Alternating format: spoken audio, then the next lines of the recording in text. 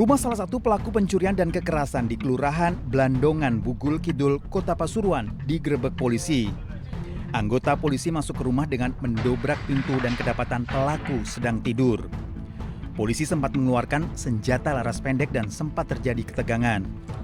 5 pelaku diamankan masing-masing, 2 pelaku pencurian kekerasan, 3 diantaranya sebagai penadah.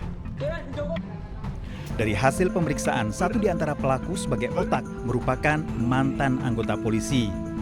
2 pelaku lainnya ditembak kakinya dan dibawa ke Rumah Sakit Umum Daerah Dr. Sudarsono untuk mendapatkan perawatan.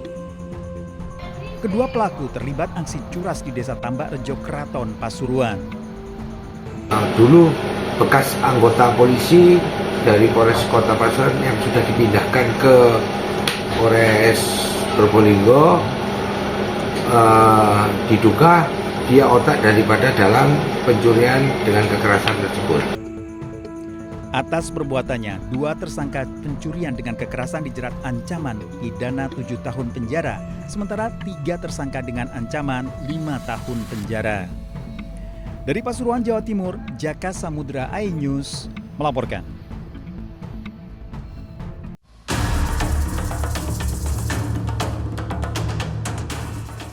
Petugas pemadam kebakaran terus berjibaku memadamkan api yang membakar tempat pembuangan akhir sampah di Desa Ciniru, Kecamatan Jalaksana, Kabupaten Kuningan, Jawa Barat. Petugas tetap bertahan di lokasi di tengah asap pekat yang masih membumbung tinggi dan medan yang terjal. Bukan hal yang mudah bagi petugas untuk berjibaku berhari-hari di luas area kebakaran yang kini sudah tersebar lebih dari 90%. Sejumlah petugas mengalami sesak nafas hingga harus memakai oksigen.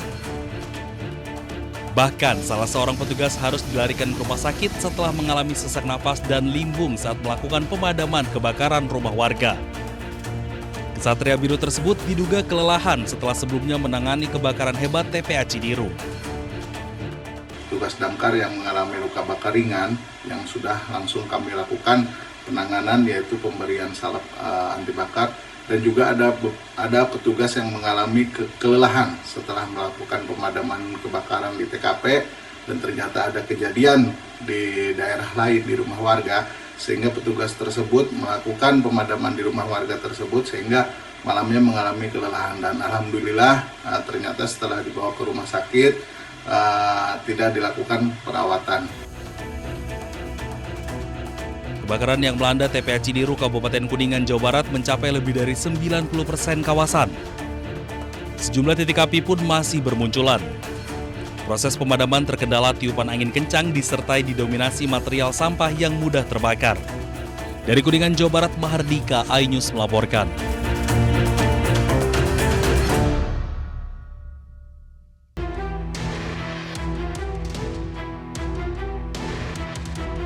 Presenter kondang Ruben Onsu resmi ditetapkan sebagai tersangka oleh penyidik Polres Metro Jakarta Selatan terkait dugaan tindak pidana penipuan atau penggelapan. Penyidik kepolisian menemukan bukti yang cukup untuk menaikkan status terlapor jadi tersangka. Menurut Kasih Humas Polres Metro Jakarta Selatan AKP Joko Adiwibowo, korban mengaku mengalami kerugian akibat janji investasi yang ditawarkan oleh pihak Ruben. Tergiur dengan janji keuntungan yang menggiurkan, korban kemudian menyerahkan sejumlah modal kepada mantan suami Sorwenda tersebut. Terlapor saudara RSO statusnya dialihkan sebagai tersangka. Kemudian dibuatkan surat penetapan sebagai tersangka. Meski statusnya sudah naik menjadi tersangka, polisi menyatakan hingga saat ini belum melayangkan surat pencekalan ke pihak imigrasi.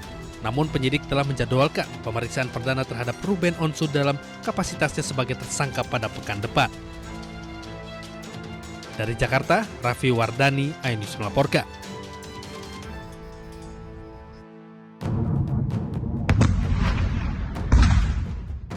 Iran mulai pertimbangkan serangan terhadap fasilitas militer Amerika Serikat di Eropa.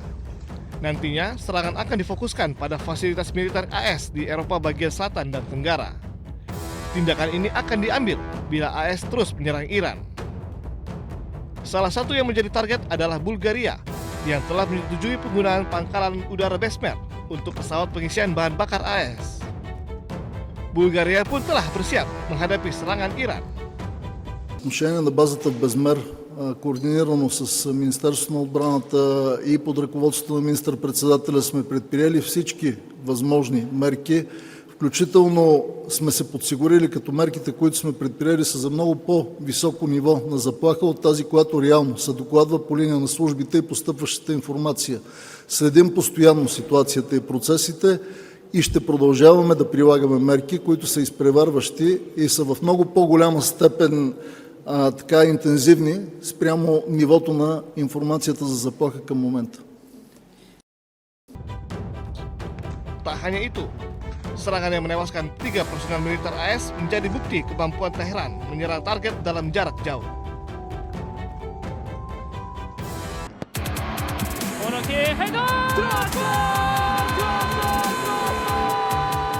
Dari keluarga Shin Tae-yong ada Shin Jae-won. Lahir 16 September 1998, Jae-won berposisi sebagai sayap atau gelandang dan mampu bermain beberapa posisi. Memulai karir profesional bersama FC Seoul, Jae-won sempat membela Ansan Greeners dan Suwon FC sebelum bergabung dengan Seongnam FC pada 2023. Pada Januari 2026, Bucheon FC resmi merekrut Jae-won. Media Korea setempat menyebutnya sebagai pemain full difungsi di sektor lini serang, serta masuk Best 11 K-League 2 pada 2025.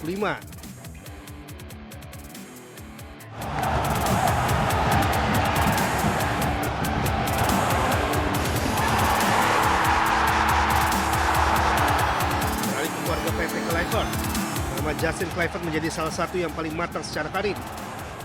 Produk Akademi Ajax ini pernah membela AS Roma serta menjalin masa peminjaman bersama Leipzig, Nice, dan Valencia.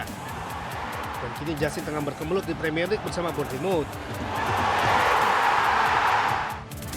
Selain kebinang bersama klub, Justin juga mendapat kesempatan membela Belanda di Piala Dunia 2026. Saat itu Belanda mengalahkan Tunisia 3-1 pada 25 Juni, Justin turun sebagai pemain pengganti.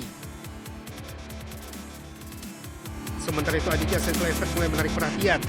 Pada musim panas 2026, Sen mengikuti persiapan pramusim Barcelona. Puncaknya, Sen menjalani debut bersama tim utama Barcelona pada 1 Agustus 2026 dalam laga uji coba melawan Birmingham City. Terakhir putra pelatih timnas Indonesia saat ini John Herdman, yaitu Jai Herdman. Jai memilih melanjutkan karirnya di Indonesia setelah resmi didatangkan Bali United untuk menghadapi Super League musim 2026-2027. Kedatangannya sekaligus melengkapi kuota pemain asing Bali United. Jai memiliki posisi sebagai penyerang dan diharapkan bisa menambah daya gedor Bali United. Kecepatan, kemampuan membaca ruang, serta pengalaman bermain di kompetisi Kanada menjadi modal Jai untuk beradaptasi dengan sepak bola Indonesia.